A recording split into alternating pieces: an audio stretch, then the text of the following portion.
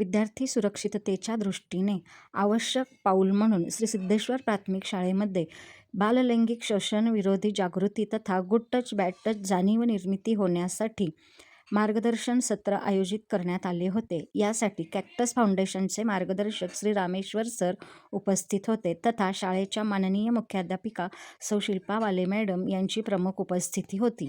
यावेळी सरांनी मुलांच्या भावविश्वाशी निगडीत गोष्टींच्या माध्यमातून त्यांना स्वतःचे स्वसंरक्षण कसे करायचे यासंबंधी मार्गदर्शन केले तथा विद्यार्थ्यांकडून प्रात्यक्षिके करून घेऊन त्याचे दृढीकरण देखील केले.